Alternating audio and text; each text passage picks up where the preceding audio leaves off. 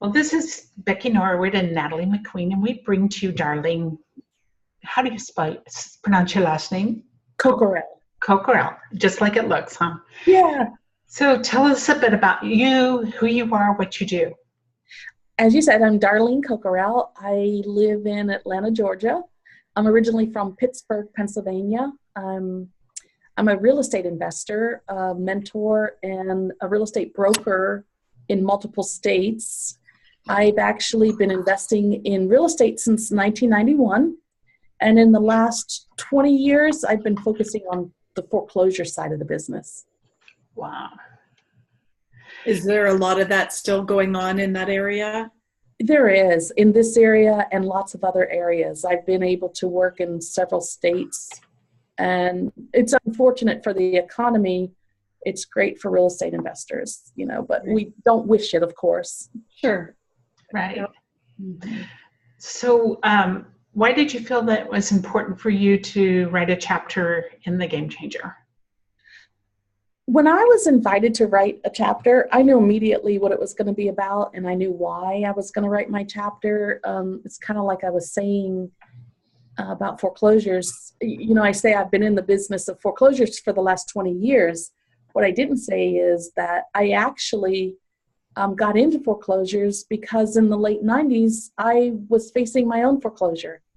And so when I faced my own foreclosure, it was devastating, and I had no idea how to get through it. And it's through that my story is an inspiration to others. I tell them, I said, I'm proof there's life on the other side. And, again, there are hundreds of thousands of families that have gone through foreclosure in our country, and lots of families that are facing foreclosure now. And so, I want my story to be an inspiration, and, there are solutions, and there are just ways out of there. And, if it's the only home that your children have ever known, if it's the only home you've lived in for so many years and you don't know where to go, you don't know what's going to happen, you think you're going to be thrown out on the street. So my story is to try to help understand that there is a way out. Well, there's also the pride factor too. There is. It really hurts the pride. Yeah. It's interesting that you say that, because unfortunately it is our pride that prevents us from telling friends, families, and others, that we have a problem. Yeah, absolutely. Yeah. Darlene, share with us something that maybe that you didn't include in your chapter that maybe, go a little deeper. Share something that is not included in the chapter that people would want to know. So that was an extremely devastating time of my life, going through that. Unfortunately, I was blindsided by this life event, and I really didn't think I could get through it. And I really believed I was going to be out on the street, and I didn't know what I was going to do. I had two very young children, and it was just me and them at the time. And so that event taught me that through adversity, change happens. So it became a turning point in my life, a life-changing event that made me be introspective. It made me look inside. There were so many things. I was calling myself a victim of circumstance. I was going through a separation and a divorce, and, I was saying that this isn't fair, this isn't my fault, but it was my responsibility. And so what I don't tell in the story is how that adversity, that devastation became turning point for the change in my life that happened between my 2 ears. That'll do it to you, won't it? Yeah. Yeah, very much. Yeah. So from your the whole purpose of your writing in The Game Changer, what's your main message that you want to get out? What is that one nugget that you want them to come away with? Thank you for asking. It's all in the title. Let go and let God. That's the main message. Is like you said earlier, our pride is in our way. Let go. Let other people in. Share your problems with others. Ask for help. That's the main message. And it's crazy that you get on the other side of it and you go, man, I wish I had done that sooner.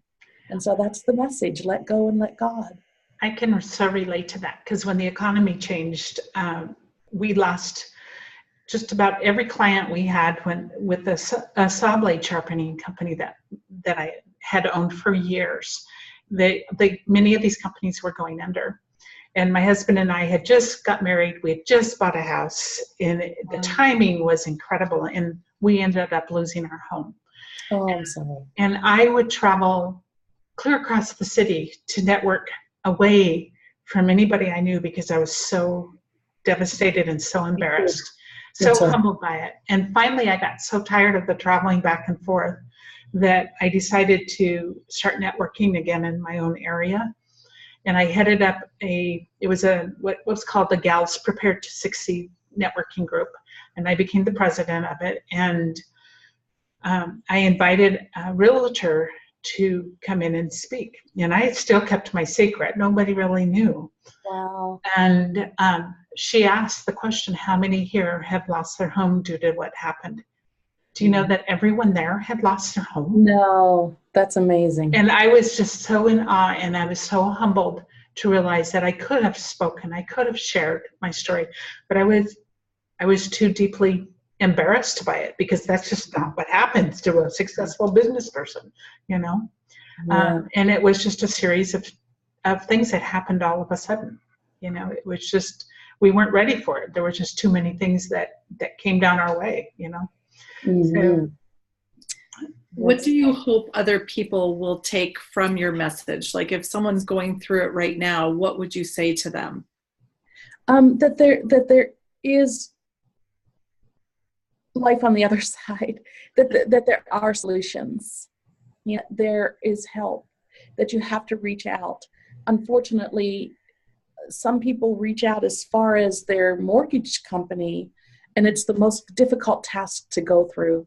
So what I hope for people to understand, again, let go, let God is a bigger story than losing your house, but it's such a major life event that, it's just the foundational part of that story. But let go and let God is about, making your focus a lot bigger than your own problem. Mm-hmm. And I have this vision in my head, a piece of art where one person is in the middle reaching up and the other person is reaching back. And so it's that pull somebody up and allow somebody to pull you up. Right. That's the message. Very well, and beautiful. here you are, you went through it yourself and experienced all those, devastation feelings of, it's not going to get better. And yet you are doing this as a business. And it's amazing. I had no plan to do it. So be careful. Be careful what you ask for. That's right. And when he gives you talents, sometimes it's for the betterment of other people as well as helping you get through a thing. How beautiful.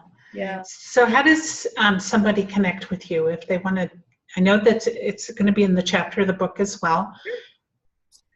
They can reach me through Facebook, Darlene Coquerel. Also, my website, it's Dar Buys Houses. That's Dar, short for Darlene, D-A-R. So either one of those would be great. And I'm here to help any way I can. Very, very good. Beautiful. Thank you for sharing. And we're happy that you're in the Game Changer. Yes, congratulations. Thank you. I'm so excited. Thank you. Well, I'm sure you'll be one of our next best-selling authors. Well, I hope so. Thank you, ladies, for all you've done. Absolutely.